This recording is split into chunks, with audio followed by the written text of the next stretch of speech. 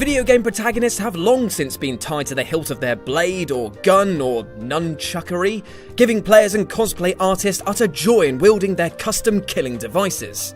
A good weapon can define a video game protagonist, and in some cases be even more recognizable than the hero themselves. However, amongst all the guns, keyblades, and lacerating wits, there are a fair few oddities. Weapons that will just leave you scratching your head at the practicality of such items. With this in mind, I'm Jules for WhatCulture.com, and here are 10 of the weirdest weapons in video gaming. Number 10. Bubble Gun, Just Cause 2. In a game set on an island seemingly built of explosions, Just Cause 2 is one hell of a manic ride. So much so that it can get a bit much, if only there was a place to relax in this tropical paradise. Well, hidden in a tranquil grove on the west of the map, players can scale this remote tower and drink in the liquid zen of their surroundings. Away from the chaos, they can find peace and allow protagonist Rico Rodriguez to come to terms with the violence that now permeates his life. Also, there's a bubble gun, a simple childlike toy which can give this war-torn veteran a chance to relax. Aw, look at him. Look how happy he is. Go on, buddy, go show some of the locals and spread the joy. Oh, well, you too, buddy. Number 9. Ladle, Dark Souls 2. When you think Dark Souls, you probably think of huge boss battles, excruciating slogs across desolate landscapes, and possibly a whole heap of PvP grief. You probably don't think of making soup though, and probably less about using a ladle as a weapon. But that's totally an option if you slay the ogres guarding the sex-changing coffin in the very opening of the game, then return to Millabeth. The weapon is about as useless as my real-life cooking skills, but one can't help but think that this is just another player-imposed challenge cooked up by the madmen at From Software. Number 8. Real Mega Buster, Dead Rising. I know I'm not the only one who promptly lost my mind when I saw the Mega Buster from Mega Man in Capcom's other classic Dead Rising. And I'm also not the only one who's probably disappointed to find out that it was just a toy. However, if you have the time, patience, and some would say sociopathic desire to kill 53,594 zombies, then you can actually unlock the real version of this iconic hand cannon. It's a devastating weapon, and while I personally can't tell if the joy given from killing zombies with it was worth killing so many in the first place, you can't deny that Frank, all dolled up in this Mega Man cozy equipped with this,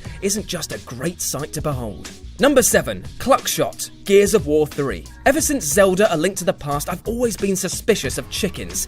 Deep in their beady eyes, I can just tell that they're plotting something. It doesn't help matters when games like Gears of War 3 feature not only a giant golden chicken Easter egg, but also a pirate hat-toting, ammo box flying, grenade launching, dispensing one. And while you digest that description, let's look at how you can unlock this. Beginning in Act 4, you need to avoid breaking any of the Ash people, then talk to the creepy chicken in a pirate hat, and finally find 3 ammo boxes and push them over the edge. This will spawn the Hellfire Hen and drop the Cluckshot, a variant of the Boomshot which now fires exploding chickens at enemies. It's insane, hilarious, and does nothing for my electorophobia. Number 6. The Bane, Borderlands 2. The Borderlands series has quite a lot of guns. A huge amount, you could say. It's almost like they should have made this a part of their marketing campaign or something. But of these bullet, laser, and shell dispensaries, there is one just strange enough to edge out the others. Found during a side mission in Lynchwood, players are set on the hunt for this mythical weapon called the Bane. After turning bandits inside out, you can claim the gun as your own, but using it would destroy your eardrums and sanity, as the gun not only limits your movement speed, but it makes this noise when you fire it.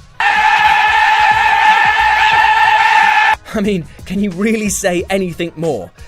If you can, please don't, because my ears are still bleeding. Number 5. Cat Silencer, Postal 2. Did you know that you can shove a gun up a cat's anus and use it as a silencer? Well, now you know, and knowing makes the world a much more strange place. Yet this is part of the odd, violent, and altogether inflammatory world of Postal 2, in which Postal Dude can grab any of these wandering felines and turn them into suppressors for his guns. Now, you're probably going to be asking at this point something like, Jules, you magnanimous god, if the cats are silencers, then are they actually counted as weapons? Well, my beautiful keyboard vixens, once you've taken 9 shots with the cat, it flies off the end of the gun and explodes, so technically, yes, this counts as a weapon, and yes, I'm still getting over the implications of doing this to a living creature. Number 4. The Wabbajack, Skyrim. If you tangle with the God of Madness, you've got to expect that some pretty odd stuff is gonna happen, which is exactly what you get when dealing with Skyrim's version of Sheogorath, and his quest, the Mind of Madness, which sees you curing mental ailments of a diseased mind in order to bring back this cheese-loving goofball back to reality. Your reward for completing this demented side quest is the one and only except for all the other ones in the Elder Scrolls games, the Wabbajack! A staff with the extremely strange ability to cast nearly any spell, but it's randomly chosen as to which one will happen. This can result in disintegrating massive foes in an instant, or turning enemies into mud crabs, or even unequipping a target's armor. It's no wonder that this is the go-to tool for the Prince of Madness. Number 3. Teddy Bear, Prince of Persia: The Warrior Within. When Prince of Persia: The Warrior Within was released, gamers couldn't help but point out how the cheeky, fresh-faced prince from the first game in the new trilogy looked a lot different in this iteration. But despite all of his posturing, granny swearing and gruff vocals, there lies within the prince a heart of a child. For if you revisit the mechanical tower in the present timeline and journey through all manner of traps, you'll come to a room with this: a teddy bear. Now, far be it from me to judge the prince, but he seems to be very fond of this toy as he can brandish it as a weapon. And while weaker than my humility, it heals the prince with every hit. And much like a child's love for their favourite toy, it's indestructible. Aw, isn't he sweet? Number 2. Foam Finger, Dead Space 2. Dead Space 2 is the gaming equivalent of being given an enema by Freddy Krueger. It's painful, full of sharp limbs, and will leave excrement everywhere. So much is the ever-increasing tension and fear that players are very likely to need counselling after a playthrough, especially if they manage to complete it on hardcore mode. However, if players can best this insane challenge, then the game rewards them with one of the most powerful, stupid, and tension-relieving guns in existence: the Foam Finger. And yes, you may laugh, but this finger has unlimited ammo, the highest damage output, and has Isaac saying bang bang pew pew over and over, which makes it no joke. And number 1, Mr. Toots, Red Faction Armageddon. Well, here we are, the tip top of this list, and I'm about to spend nearly a minute talking to you about a man on Mars using a mythical beast's backside to destroy enemies with rainbows. I love my job. Anyway, in Red Faction Armageddon, you can find this beastly weapon by completing the main storyline, or by heading through a secret door here and along this chasm. At the end is a room filled with wonder and an inconspicuous item called Mr. Toots. It turns out though that Mr. Toots literally laser beams. I'll tell you this for none, kids, you can't make this up.